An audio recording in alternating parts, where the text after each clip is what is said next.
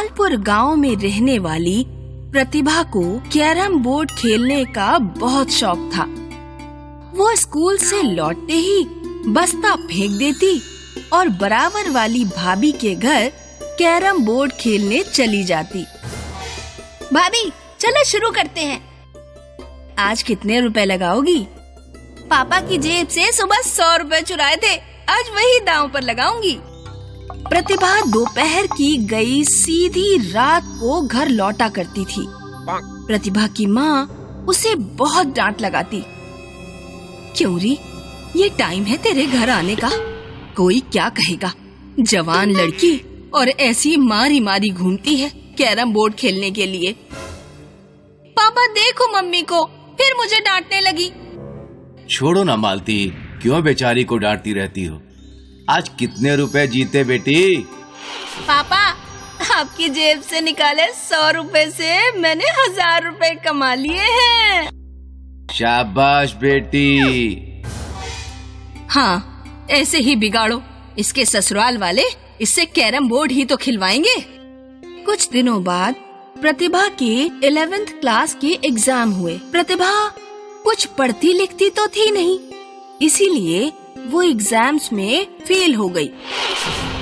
प्रतिभा जब मार्कशीट लेकर घर पहुंची तो उसकी माँ ने मार्कशीट फाड़कर फेंक दी। ऐसे बेकार नंबर लेकर आई है, जरा बराबर वाली अंजलि को देख, 90% मार्क्स हैं उसके।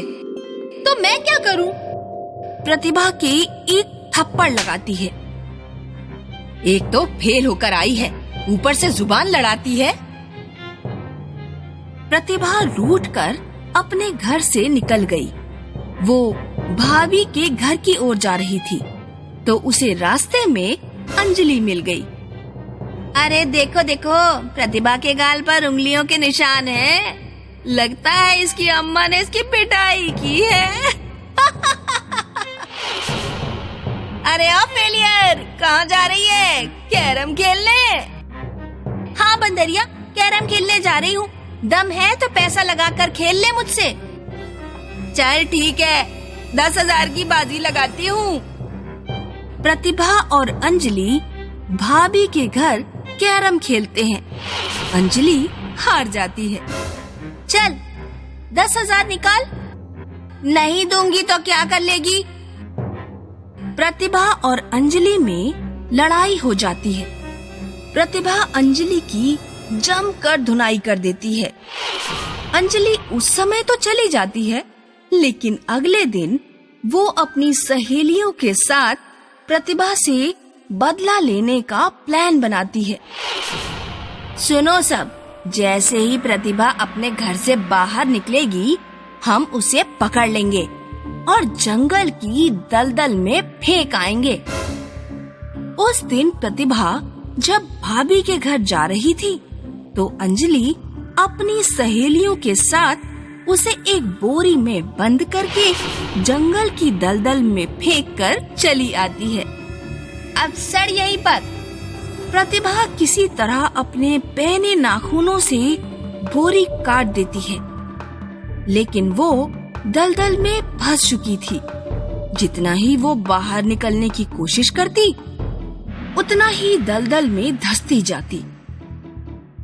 उसने देखा कि कुछ ऊंचाई पर एक पेड़ की टहनी है। प्रतिभा उछलकर उस टहनी को पकड़ लेती है और दलदल से बाहर आ जाती है। प्रतिभा जंगल में रास्ता भटक गई। उसे एक झोपड़ी दिखाई दी।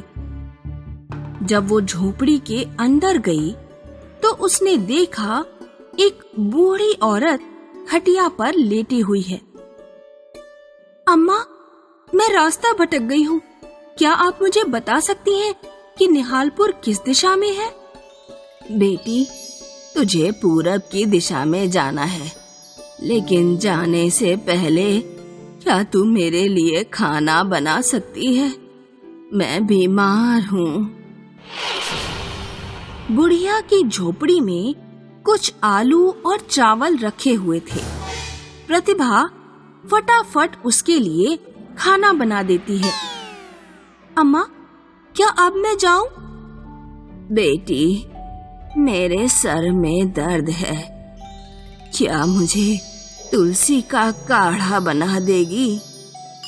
प्रतिभा जंगल में एक तुलसी का पौधा ढूंढकर उसकी पत्तियां तोड़ती है और काढ़ा बनाकर बुढ़िया को पिला देती है। अम्मा, क्या अब मैं जाऊं? बेटी, मेरा पानी खत्म हो गया है। यहाँ से कुछ दूर एक तालाब है, क्या तू एक मटका पानी भर के रख जाएगी?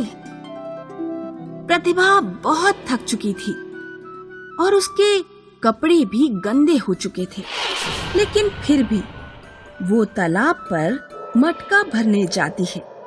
लेकिन जब वो पानी लेकर लौटी तो बुढ़िया और झोपड़ी गायब थे और उस जगह पर एक कैरम बोर्ड रखा हुआ था।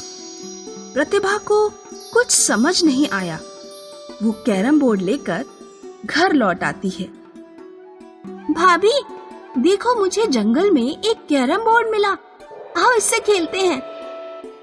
ये, मैं जीत गई। तभी कैरम बोर्ड से 10 सोने के सिक्के निकलते हैं और प्रतिभा की तरफ आ जाते हैं। अरे, ये कैरम तो जीतने वाले को सोना देता है। सोना देने वाले कैरम बोर्ड की खबर पूरे गांव में फैल गई। पूरे गांव से लोग आकर प्रतिभा के साथ कैरम बोर्ड खेलने लगे। लेकिन प्रतिभा की बचपन से ही कैरम बोर्ड पर उंगलियां सेट थी, वो सबको हरा देती है।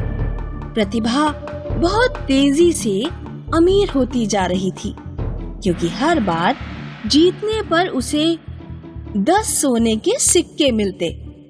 अंजलि को ये देखकर बहुत क्रोध आ रहा था। ये दलदल से वापस आ गई, वो भी सोना देने वाला कैरम बोर्ड लेकर। अगर मैं ये कैरम बोर्ड चुरा लूं और अपनी नानी के घर भाग जाऊं तो बहुत अमीर हो जाऊंगी। एक रात जब प्रतिभा भाभी के घर से अपने घर लौट रही थी तो अंजलि पीछे से जाकर उसके मुंह पर नशीली दवा का रुमाल रख देती है। प्रतिभा बेहोश हो गई। अंजलि सोना देने वाला कैरम बोर्ड लेकर रफू चक्कर हो गई और सीधे अपनी नानी के घर पहुंची। आओ लड़कियों, कैरम बोर्ड खेलते हैं। अंजलि जीतने के बाद सोने के सिक्कों का इंतजार करने लगी, लेकिन उसे सोने के सिक्के तो मिले ही नहीं। उल्टे उसके गले की सोने की चेन गायब हो गई। अरे, मेरी चेन कहाँ गई? अंजलि जितनी बार भी जीतती उसका कुछ न कुछ सामान गायब हो जाता। अरे, मैं तो लुट गई, मेरी चेन, अंगूठी, कुंडल गए। तभी कैरम बोर्ड से आवाज आती है, ये तुम्हारी चोरी और लालच का परिणाम है। अंजलि गुस्से में कैरम को उठाकर फेंक देती है। कैरम हवा में उड़ता हुआ सीधे प्रतिभा के घर पहुंच जाता है।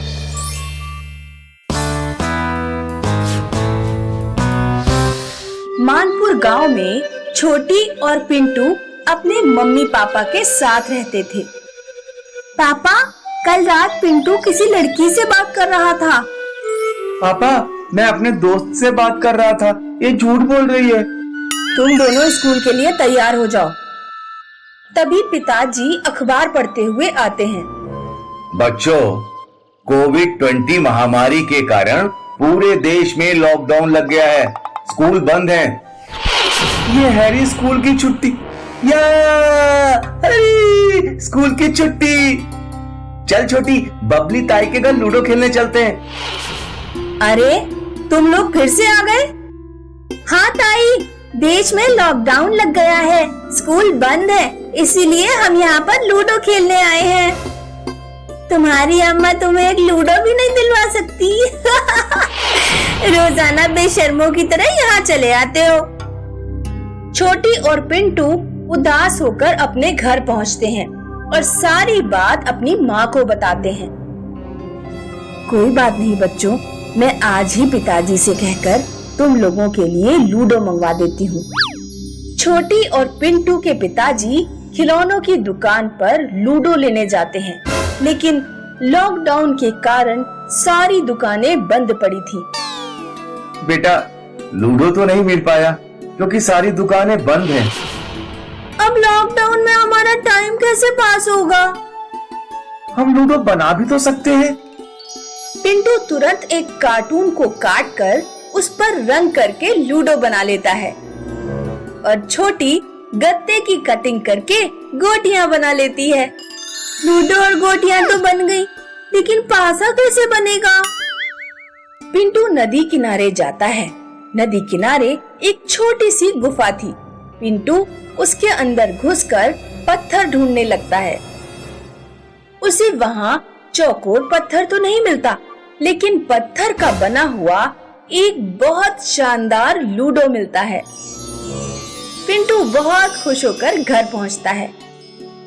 देखो सब लोग, मुझे क्या मिला है। अरे वाह, इतना अच्छा लूडो, चलो खेलते हैं। लूडो खोलते ही लूडो से आवाज आती है। जिनके लूडो में स्वागत है, जीतने वाले को मिलेगा इनाम, हारने वाले की उड़ेगी मजाक और बेईमानी करने वाले को मिलेगा दंड। उधर बबली ताई की बेटी पुष्पा 500 रुपए लगाकर गांव की एक लड़की के साथ लूडो खेल रही थी। पुष्पा गेम हार जाती है। चल 500 रुपए निकाल। लॉकडाउन चल रहा है, इसीलिए कैश नहीं निकल पाया, बाद में ले लियो। मुझे अभी चाहिए। कह दिया ना, अभी नहीं मिलेंगे। दोनों में लड़ाई हो जाती है। लड़की पुष्पा का लूडो फाड़ कर चली जाती है।